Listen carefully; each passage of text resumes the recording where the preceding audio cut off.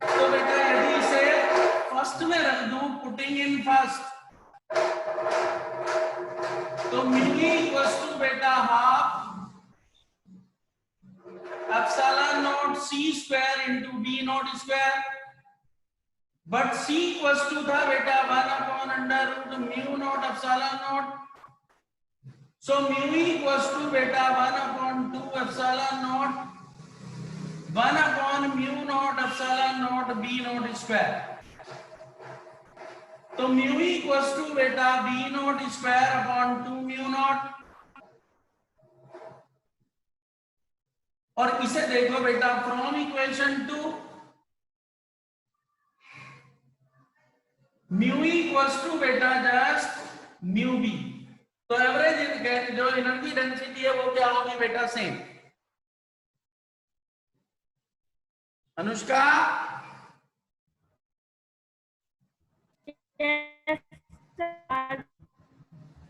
रवि तू बोल दूसरा पार्ट क्या था? सर हो गए सारे पार्ट मेरे, सारे हो गए। और बोलो क्या डाउट है एनसीईआरटी में कोई? सर कौन सा बेटा?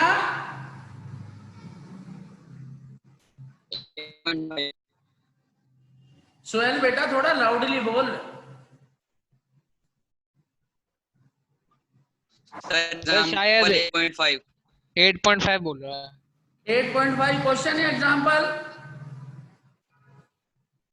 सर एग्जांपल है, पढ़िए जरा क्या है, ब्रेविज पढ़ना बेटा। Example 8.5 sir calculate the electric magnetic field produced by the radiation coming from 100 volt bulb at a distance of 3 meter. Assume that the efficiency of bulb is 2.5% and it is a point source. ये पिछली class में पूछा था ना किसी ने, video recording भी थी इसकी। ब्रेविज जी सर। कराया था ना ये? सर हाँ सर करा दिया था। सोहेल बेटा रिकॉर्डिंग देख लेना या दोबारा कराऊं? बोल। मैं बेटा समझा देता हूं। एक 100 वॉट का इलेक्ट्रिक बल्ब है और उसकी 2.5% एफिशिएंसी है, तो पहले पावर निकाल लो। 2.5 डिवाइडेड बाई 100 इंटू 100, तो 2.5 वॉट आ गया। अब उससे जो रेडिएशन निकलते हैं वो इलेक्ट्रोमैग्नेटिक होंगे, तो उसका आधी इंटेंसिटी इलेक्ट्रिक फील्ड होगी और आधी इंटेंसिटी बेटा मैग्नेटिक फील्ड होगी। अब निकालो इंटेंसिटी। इंटेंसिटी होती है पावर पर यूनिट एरिया,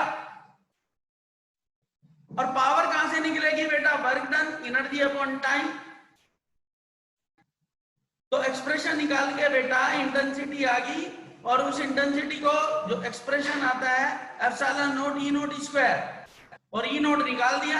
जब ई नॉट निकलेगा तो बेटा सी इक्वल्स टू क्या होता है?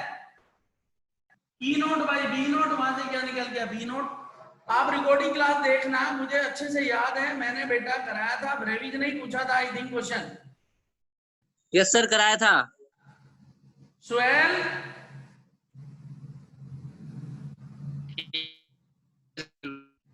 आपने गूगल क्लासरूम ज्वाइन नहीं किया हुआ क्या?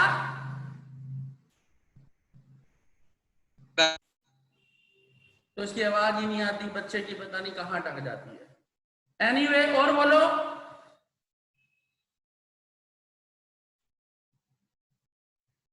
और एनसीईआरटी में अगर ये बेटा साइन की जगह कोस हो तो सर ये जो इलेक्ट्रिक फील्ड की इक्वेशन होती है पूरी, हाँ सर इसमें अगर साइन की जगह कोस हो तो पूरी इक्वेशन में क्या चेंज आएगा? बेटा जी, सर अगर साइन की जगह कोस हो तो कोई फर्क नहीं पड़ता बेटा, साइनोसाइडल इक्वेशन होती है।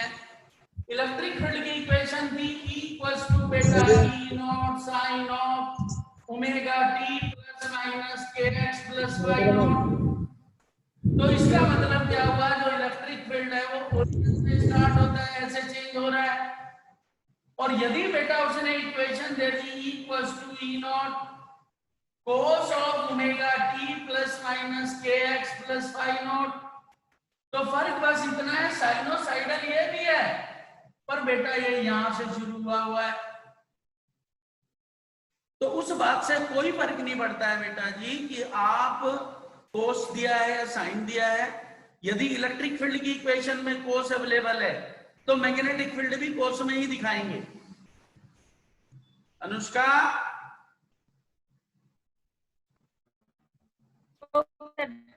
और किसी का डाउट एनसीईआरटी?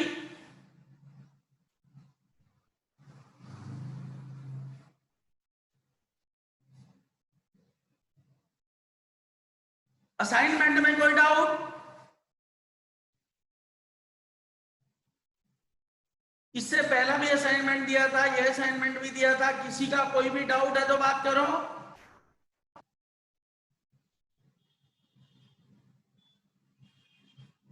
नहीं है, कोई नहीं करता। अमित, अनुष्का, ब्रेवित, दीपांशु, मनीष, मोहित शर्मा। सर अभी जो आपने कल भेजा था असाइनमेंट अभी हुआ नहीं है। तो पिछले वाले में yes sir. Sir question number 3 बता दो। क्वेश्चन नंबर थर्ड कौन से असाइनमेंट का?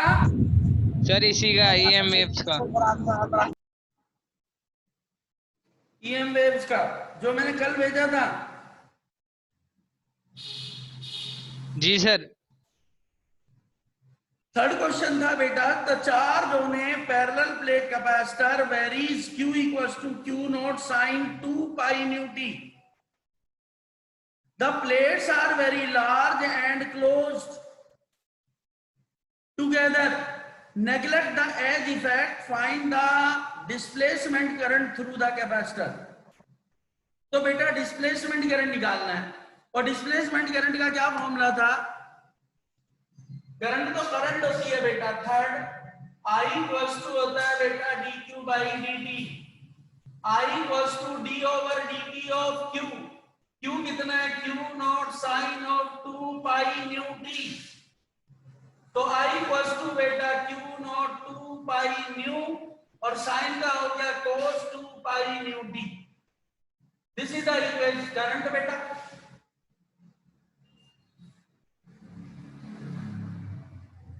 मोहित,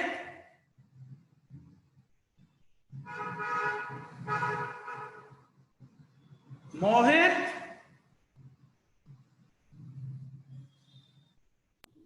यस सर। समझ गया बेटा? Yes sir. और कोई प्रॉब्लम? No sir. किसी बच्चे की कोई डाउट?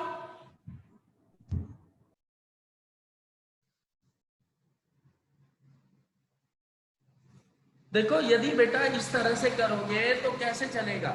एक असाइनमेंट पहले पेंडिंग है, एक असाइनमेंट ये पेंडिंग है, आपको कोई डाउट नहीं आते, बस चैप्टर आगे बढ़ते जाएंगे, करोगे कुछ नहीं। इन्हें करिए, ट्यूसडे को जो भी डाउट्स होंगे वो बात करेंगे। मैंने आपसे कहा था चाहे एक मीटिंग लग जाए तो उसमें आपको अपने डाउट क्लियर करने चाहिए, नहीं तो मैं बेटा नया चैप्टर शुरू करता हूं। अब तक हम एक बुक कंप्लीट कर चुके। एक बुक का मतलब है उसमें 8 चैप्टर थे, और जो पूरे बेटा सबके असाइनमेंट वगैरह सब दिए थे। और यदि उसमें से आपको कुछ नहीं आता है तो बड़ी दिक्कत है बेटा। मैंने कहा था चाहे ऑनलाइन क्लास है चाहे ऑफलाइन रहे, आगे मेरा हमेशा टारगेट होता है कि 1 दिसंबर से मैं रिवीजन क्लास शुरू कर देता हूं। तो अब ये मान के चलो कि अब जो है अक्टूबर शुरू होगा, फिर नवंबर 2 मंथ में एक पूरी बुक खत्म हो जानी है।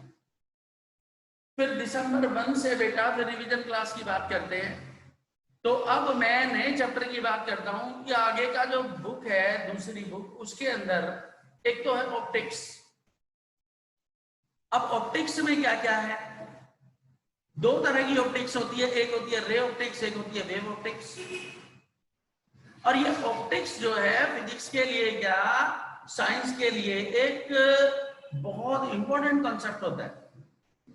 एग्जाम के पॉइंट ऑफ व्यू से देखूं, रे और वेव ऑप्टिक्स 14 मार्क्स का पूरा आता है। सबसे बड़ी यूनिट होती है 14 मार्क्स का। इसमें से कुछ सिलेबस रिड्यूस हुआ है, और वो रिड्यूस हुआ है जितने भी मिरर के केसेस थे। मींस अब हमारे सिलेबस में रिफ्लेक्शन नहीं रहा। यदि मैं पूरी ऑप्टिक्स की बात करता हूं तो पहले तो बेटा मेरा टॉपिक है अब जो शुरू होगा सेकंड बुक में, वो है बेटा ऑप्टिक्स।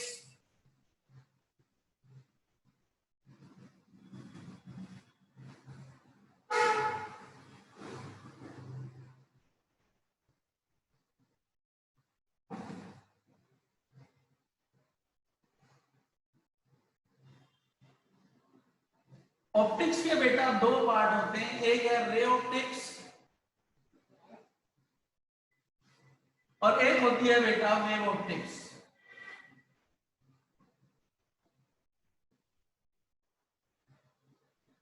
इस पूरी ऑप्टिक्स को जब आप बेटा डिस्कस करने लगते हैं तो इसमें कुछ पर्टिकुलर फिनोमिनन होती है। उन फिनोमिनन में क्या क्या है, अब से पहले सबसे पहला था रिफ्लेक्शन, फिर था रिफ्रैक्शन, फिर थी स्कैटरिंग, फिर था डिस्पर्जन, उसके बाद था बेटा इंटरफेरेंस, फिर डिफ्रैक्शन, फिर पोलराइजेशन। तो 7 फिनोमिनन होती हैं बेटा पूरी ऑप्टिक्स के अंदर। पहले हाँ बेटा सर क्या कहते हैं, पिछली क्लास में एक टॉपिक रह गया था इसी चैप्टर का, इलेक्ट्रोमैग्नेटिक वेव का। ट्रांसवर्स वेव रह गया। ट्रांसवर्स नेचर रह गया था। Yes sir. Yes sir. 2 minute में करा देता हूँ, कोई फिर ऑप्टिक्स की बात कर लेंगे। लो 2 मिनट रुक जाओ बेटा। लो बहुत बढ़िया लड़की है, इसने याद दिला दिया बेटा। लो बेटा कोई बात नहीं, वो तो हमें तो करना ही है, इसमें कौन सा हमारा पेज पीछे हट जाएगा। और ये भी मैं बताऊं आपको, ये ऑप्टिक्स में जब मैं बात करना शुरू करता तो आपको एक बात इसमें वर्ड जरूर आता कि जो रे है बेटा, मैंने कहा था कॉस्मिक रे। कॉस्मिक रे में आती है बेटा विजिबल, इंफ्रारेड, अल्ट्रावायलेट, और ये जितने भी इलेक्ट्रोमैग्नेटिक स्पेक्ट्रम्स होते हैं वो सारे ही ट्रांसवर्स इन नेचर होते हैं। ट्रांसवर्स का मतलब क्या है, जब हम छोटी क्लासेस में वेव की डेफिनेशन पढ़ते हैं तो wave is the disturbance in a medium whenever oscillation or vibration in a plane and propagation of wave is the perpendicular to the oscillation or vibration, then wave is said to be transverse. When the propagation is along the oscillation or vibration, then wave is said to be longitudinal. तो एक longitudinal एक बेटा transverse. पर electromagnetic में वो तो मुझे पता है कि यदि एक्स एक्सिस में इलेक्ट्रिक फील्ड है, वाई एक्सिस में मैग्नेटिक फील्ड है, तो प्रोपेगेशन जेड में ही होगा। डेफिनेशन के according every electromagnetic wave transverse in nature. But यदि मैं मुझे प्रूव करने के लिए आ जाए show that EM wave transverse in nature, तो मैं कैसे बताऊं? उसका प्रोसीजर क्या है? प्रोसीजर बेटा सिंपल ये है कि यदि during the propagation of wave electric field remains constant, electric field जितना पहले था उतना ही बाद में रहे। हर पॉइंट पर जब इलेक्ट्रिक फील्ड कैलकुलेट करते हो और इलेक्ट्रिक फील्ड यदि सेम रहता है तो बेटा EM wave transverse in nature हो। मैंने कहा था कि ईएम वेव के चैप्टर में 3 नंबर के 3-4 थ्योरेटिकल क्वेश्चन बनते हैं। एक ईएम वेव स्पेक्ट्रम क्या है, उसकी कैरेक्टरिस्टिक्स, एक ईएम वेव स्पेक्ट्रम्स, दूसरा था बेटा एक मैक्सवेल इक्वेशंस, एक थी कंटिन्यूटी ऑफ द करंट, और एक है बेटा transverse nature of EM wave. तो ट्रांसवर्स नेचर जब मैं प्रूव करूंगा, मैं एक वेव कंसीडर करके और उस पर इलेक्ट्रिक फील्ड कैलकुलेट करेंगे, और इलेक्ट्रिक फील्ड यदि हर जगह सेम रहा, एट एवरी पॉइंट यदि इलेक्ट्रिक फील्ड कांस्टेंट रहता है, तो मैं डिक्लेयर कर दूंगा कि ईएम वेव क्या है, ट्रांसवर्स इन नेचर। तो बेटा देखो टॉपिक है क्या है, शो दैट, ऐसे लिखा आता है बेटा, show that EM wave transverse in nature, transverse in nature.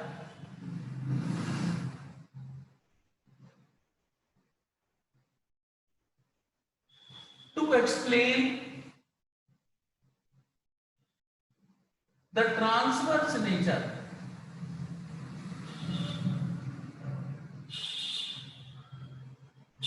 of EM wave, electric field every point must be remains constant. क्या होना चाहिए बेटा? कांस्टेंट होना चाहिए. Since in EM wave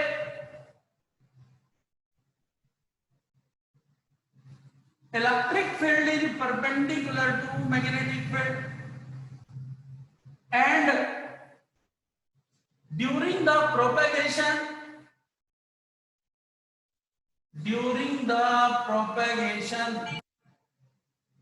a parallelopipe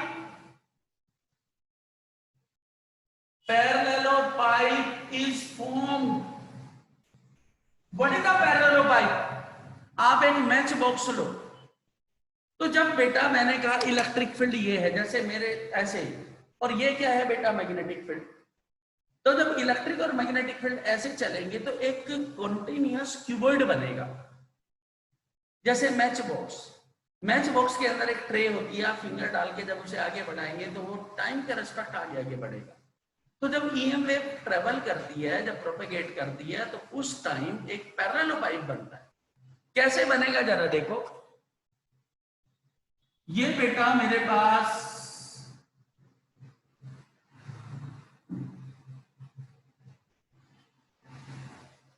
ये बेटा एक्स एक्सिस है, ये बेटा वाई एक्सिस है, ये जेड एक्सिस है.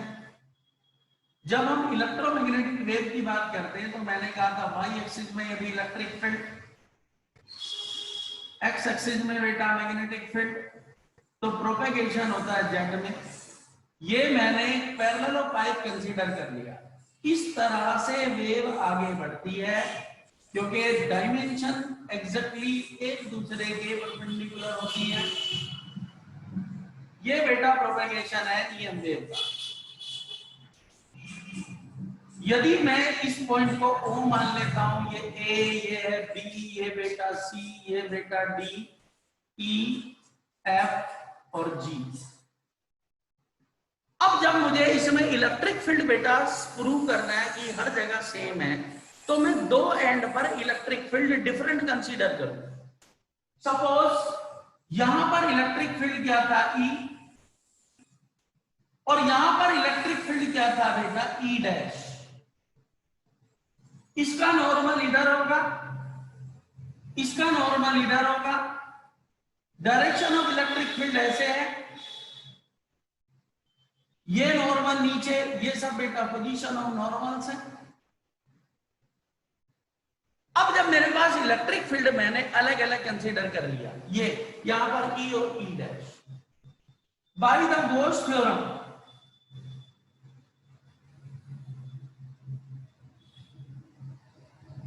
Total flux phi E equals to beta G integration of E dot ds, and it would be Q divided by epsilon. जब बेटा चार्ज कहां पर एग्जिस्ट करता है? चार्ज होता है जब रेस्ट पोजीशन हो.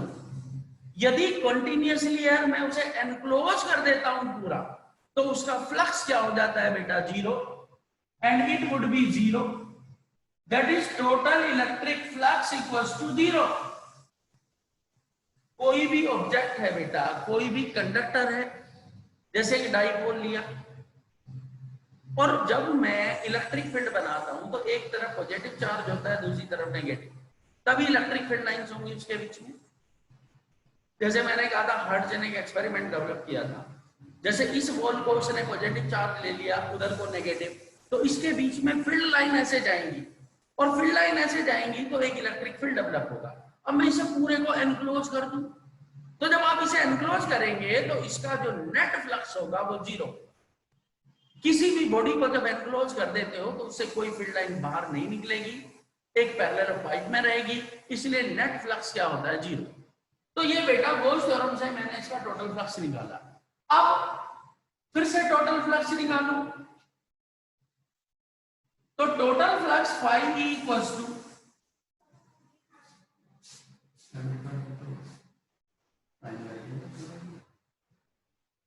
अभी मैं आ रहा हूं बेटा, 2 मिनट में बात करूंगा।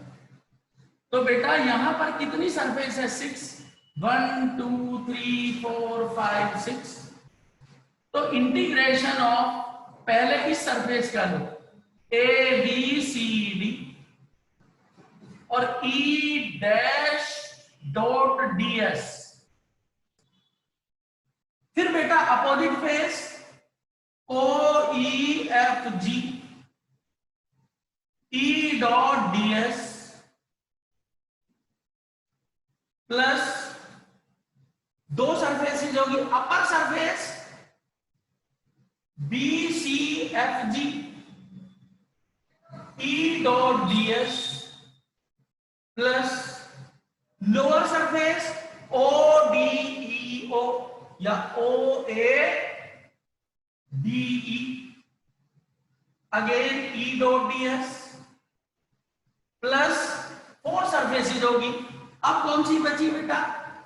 एक O A B G, O A B G E dot DS plus एक बेटा इसके सामने C D E F, C D E F. मैंने टोटल बेटा फ्लक्स कैलकुलेट कर दिया।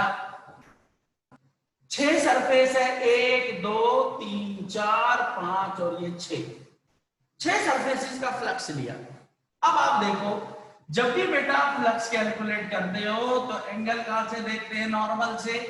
ये नॉर्मल है, ये डायरेक्शन ऑफ इलेक्ट्रिक फील्ड, तो एंगल कितना हो गया? 0। तो ये होगा ई dash D S cos of 0 degree plus, जब इस सरफेस की बात करोगे इलेक्ट्रिक फील्ड ऐसे है, नॉर्मल ऐसे है, तो E D S cos of 180 degree plus, और ये बेटा इनकी वैल्यूज भी लिखते चलो, A B C D O E F G, और बेटा जी फिर आया बी सी एफ जी, और ये होगा बेटा E D S cos of 90 3। चौथा बेटा O A D E again E dot D S cos of 90, क्योंकि बेटा इलेक्ट्रिक फील्ड ऐसे है, ये नॉर्मल परपेंडिकुलर, ये नॉर्मल परपेंडिकुलर, ये नॉर्मल परपेंडिकुलर, अंदर की तरफ परपेंडिकुलर, सब बेटा परपेंडिकुलर्स होंगे।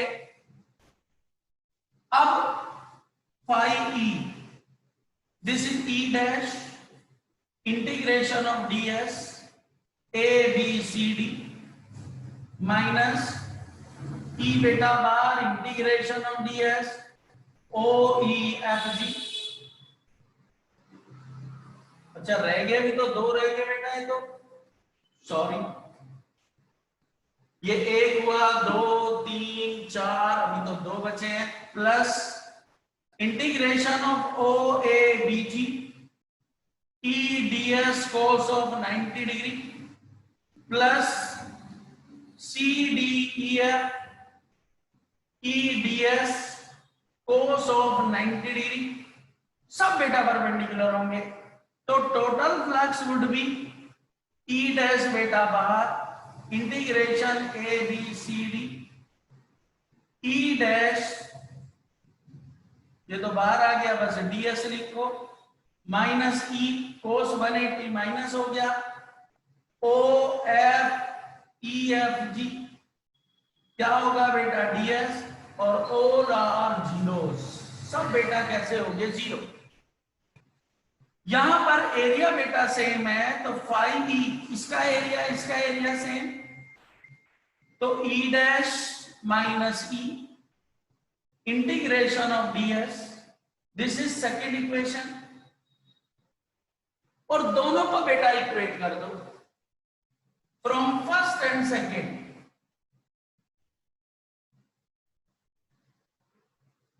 तो 0 इक्वल्स टू बेटा ई डैश माइनस ई, और ई इक्वल्स टू बेटा ई dash. That means at every point जो इलेक्ट्रिक फील्ड मैंने यहां पर ई लिया था, यहां पर ई डैश लिया था, वो बेटा बिल्कुल डिफरेंट नहीं है, वो सेम है। ई और ई डैश दोनों इक्वल हो गए, इसका मतलब एवरी पॉइंट पर इलेक्ट्रिक फील्ड इंटेंसिटी सेम रहती है, और यदि इलेक्ट्रिक फील्ड इंटेंसिटी सेम है तो EM wave is transverse in nature. EM wave क्या होगी? ट्रांसवर्स होगी इन नेचर में। तो 3 मार्क्स का बेटा क्वेश्चन आ जाता है और हमारे सिलेबस में है ये। और मैं बताऊं इससे 2 साल पहले या पिछले साल तक नहीं था, कुछ चीजें बाहर निकाली हैं, तो एक तो जो अच्छी चीजें हैं वो रखी हुई हैं। तो ये बेटा कंप्लीट ईएम वेव की सिचुएशन थी। इससे पहले के चैप्टर के असाइनमेंट दे चुका हूं, इसका असाइनमेंट भी मैं सेंड कर चुका हूं और आपको साथ साथ करना चाहिए। और अब मैं बात करूंगा बेटा ऑप्टिक्स की। जैसे मैं बातें कर रहा था ऑप्टिक्स में, ऑप्टिक्स जो है बेटा क्यों जरूरी है? पहले तो क्योंकि जब तक मुझे किसी चीज की रिक्वायरमेंट ही नहीं पता है, कहां पर यूज करूंगा, तो उसमें बेटा कोई पर्टिकुलर इंटरेस्ट नहीं रहता। जनरल, यदि बहुत जनरल सी बातें सोचूं, जब हम अपने आप की कोई इमेज ऑब्जर्व करना चाहते हैं तो वो एक ऑप्टिक्स का प्रिंसिपल ही काम करता है। आप मिरर के सामने खड़े हो जाएं, आप किसी नदी के किनारे पे खड़े हो जाएं, आपकी एक पर्टिकुलर इमेज बनने लगेगी वाटर में। किसी लेक के किनारे पे खड़े हो जाएं, कोई शाइन ऑब्जेक्ट है उसके आसपास खड़े हो जाएं, तो जो आपकी पर्टिकुलर या किसी भी ऑब्जेक्ट की जो इमेज आपको नजर आती है वो बेटा मिरर्स के काम। मिरर केवल यहीं तक नहीं यूज होते, आपको पता है जैसे आपने कभी सुना होगा सोलर पिक्चर, तो उसमें कनकेव मिरर यूज करते हैं जो कि एक कन्वर्जिंग प्रॉपर्टी के साथ होता है और उसकी एफिशिएंसी सबसे ज्यादा होती है। फर्क क्या है लेंस और मिरर में? फर्क क्या है आप ही देखो। लेंस पर जो भी रे आके इंसिडेंट होगी वो सारी बाहर निकलेगी due to the refractive index, कुछ अमाउंट को वो रोक सकता है। बट मिरर में टोटल कंजर्वेशन ऑफ मोमेंटम काम करता है। जब रे इंसिडेंट होगी तो वो कंप्लीटली रिफ्लेक्ट कर देता है। तो यदि मैं कन्वर्जिंग के लिए कहीं लेंस यूज करता हूं या कनकेव मिरर यूज करता हूं तो मेरा बेस्ट ऑप्शन होगा मिरर, क्योंकि वो इंटेंसिटी को पुअर नहीं होने देगा। इसलिए होता है एक रिफ्लेक्टिंग टाइप टेलीस्कोप होता है, कैसग्रेन ने बनाया था, न्यूटोनियन ने बनाया था, उसमें भी कनकेव मिरर यूज करते हैं। अब अनफॉर्चुनेट ये है कि मेरे सिलेबस में रिफ्लेक्टिंग टाइप टेलीस्कोप तो है पर मैं कनकेव मिरर नहीं पढ़ूंगा, क्योंकि जो मिरर्स नहीं है। अब मिरर इसलिए भी मैं अवॉइड कर सकता हूं क्योंकि आपने 10th क्लास में मिरर और ये लेंसेज तो पढ़े ही हैं। फिर भी एक थोड़ा सा नॉलेज के लिए मैं बता दूं आपको कि रिफ्लेक्शन में जो सबसे बेस्ट सोर्स होता है वो होता है बेटा मिरर। मिरर बनाने का तरीका वही है, कोई ग्लास शीट ले लो और उसकी वन साइड को अच्छे से पॉलिश कर दो। जो सिल्वर नाइट्रेट है सबसे बेस्ट पॉलिश होती है, जितनी भी रे आएगी सारी रेज को रोक के और वापस डिलीवर कर देगी। प्लेन मिरर हम हर रोज यूज करते हैं।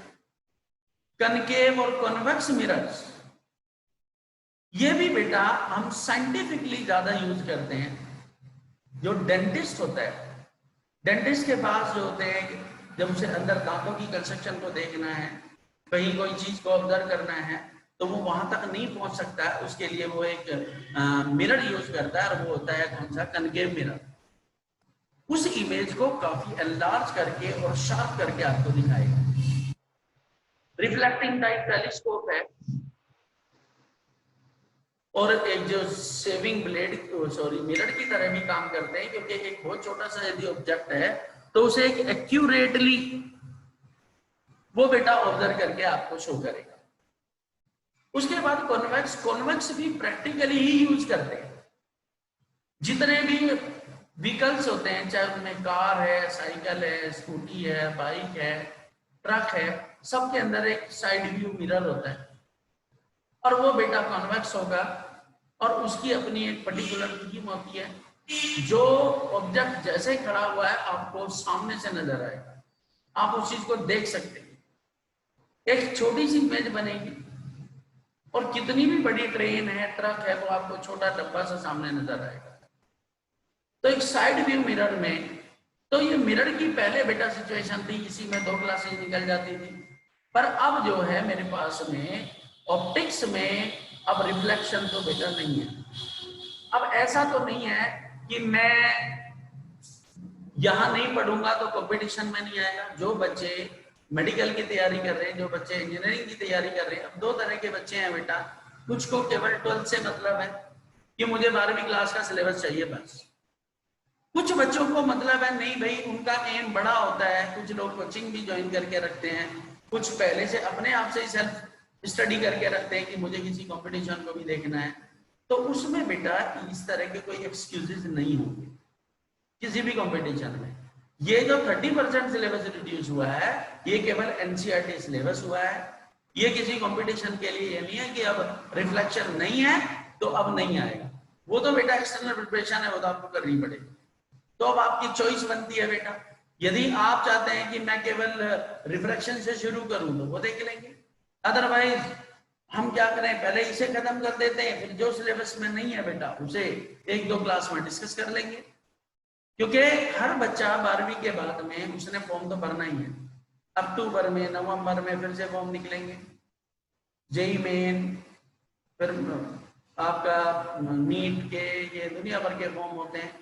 और बेटा 12वीं के बाद ऑप्शन ही नहीं होता ना कुछ। तो वो तो खैर ठीक है, पर पहले मैं 12वीं के सिलेबस की बात करूंगा। और मुझे फर्क नहीं पड़ता कि मुझे 7 फिनोमिनन पढ़नी है कि मैं पहले रिफ्रैक्शन पढ़ूं या रिफ्लेक्शन, दोनों का एक दूसरे से इंटरकनेक्शन तो है नहीं। मैं डिस्पर्जन पहले पढ़ लूं, मैं स्कैटरिंग पहले पढ़ लूं, मुझे नहीं फर्क पड़ता इन बातों से, क्योंकि ये तो बेसिक फिनोमिनन्स हैं और इन फिनोमिनन्स के साथ में ही मुझे चलना पड़ेगा। और ये एक दूसरे से इंटरकनेक्ट है कि प्रिंसिपल इंटरकनेक्ट नहीं है। जब एक रे कहीं भी आके इंसिडेंट होती है तो 7 फिनोमिनन्स उसके अंदर